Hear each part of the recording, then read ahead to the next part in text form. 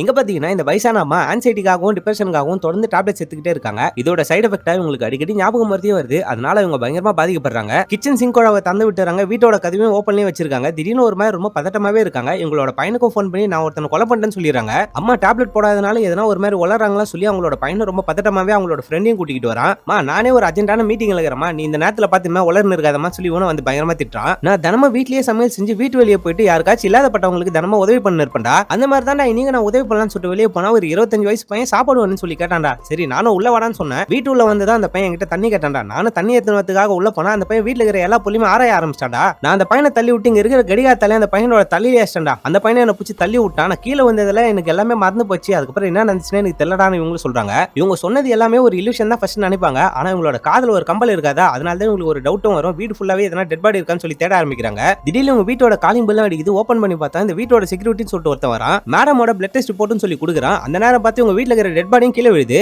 வீட்டுல இருக்க எல்லாருமே இதை பார்த்துட்டு பயங்கரமா பதறி போயிடுறாங்க. அம்மா உண்மையிலே ஒருத்தனை கொண்டாங்க போலுன்னு சொல்லி இந்த செக்யூரிட்டியை வெளியே விடாம டே கொஞ்ச நேரம் இராயிரான்னு சொல்லி இவனே அப்படியே வீட்டுல நிக்க வைக்கிறாங்க. இவங்க அம்மாவுக்கு வீட்டுல என்ன நடந்துச்சுன்ற விஷயம் சுத்தமாவே ஞாபகம் இல்ல. அதனால அம்மாவை எப்படியாச்சும் காப்பாத்தணும்னு சொல்லி இவங்கள பிளான் பண்ணிடுறாங்க. இந்த ஆள் கிட்ட அம்மாவோட கோல்டு வாட்சியும் நிறைய பணத்தையும் கையில கொடுத்துட்டு இந்த விஷயத்தை பத்தி வெளியே சொல்லாதான் சொல்லி அவனே அனுப்பிச்சு விட்டுறான். வீட்டுல ஒரு ஐடி கார்டையும் கண்டுபிடிக்கிறாங்க. அந்த ஐடி கார்டோட போட்டோவை பார்த்தா அந்த செக்யூரிட்டியா வந்தவனோட முகம் தான் இருக்கு. செக்யூரிட்டி ட்ரெஸ் போட்டு வந்தவன் உண்மையிலே செக்யூரிட்டி கிடையாது. அவன் அந்த பிளட் டெஸ்ட் எடுக்கிற லேப்ல தான் ஒர்க் பண்ணிட்டு இருக்கான். இப்பதான் நம்மளுக்கு ஒரு விஷயத்தை ரிவீல் பண்றாங்க. இவன் தினமும் இவங்க அம்மா வெளியே போயிட்டு சாப்பாடு கொடுக்கறத நோட் பண்ணிருக்கான். இவங்க கையில கழுத்துல போட்டுக்கிற நகையெல்லாம் அவன் தினமும் நோட் அவுட் இருக்கான். இந்த அபார்ட்மெண்ட் செக்யூரிட்டி கிட்ட கொஞ்சம் ஃப்ரெண்ட்ஷிப்பையும் வச்சுக்கிட்டு இந்த லேடியோட வீட்டுக்குள்ளே வந்துடுறான். ஆக்சுவலா இவங்க அம்மா கூட சண்டை போட்டு அந்த லேப்ல ஒர்க் பண்றவன் தான். இவங்க அம்மா மயங்கி போனதுக்கு அப்புறம் அந்த செக்யூரிட்டியும் உள்ள வரான். இந்த லேடி மயங்கி இருக்கிறத பார்த்து தான் அந்த செக்யூரிட்டியும் போலீஸ்க்கு கால் பண்ணலாம் சொல்லி ட்ரை பண்ணிருப்பான். ஆனா இவன் தான் அவனை அடிச்சே கொண்டு இருப்பான். செத்தவனோட செக்யூரிட்டி ட்ரெஸ் எடுத்து போட்டுக்கின்னு அந்த அபார்ட்மெண்டோட செக்யூரிட்டி மாதிரி அவன் மாறிடுறான். அவங்க வீட்ல இருந்து கிளம்புற நேரத்துல அவங்க பையனோட காசாவையும் ஆட்டிய போட்டுறான். அவங்க பையனோட கையாலே அந்த கோல்டு சைனியா வாங்கிட்டு பணத்தையும் வாங்கிட்டு அங்க இருந்து எஸ்கேப் ஆயிடுறான். அப்படியே இந்த படத்தையும் முடிக்கிறாங்க.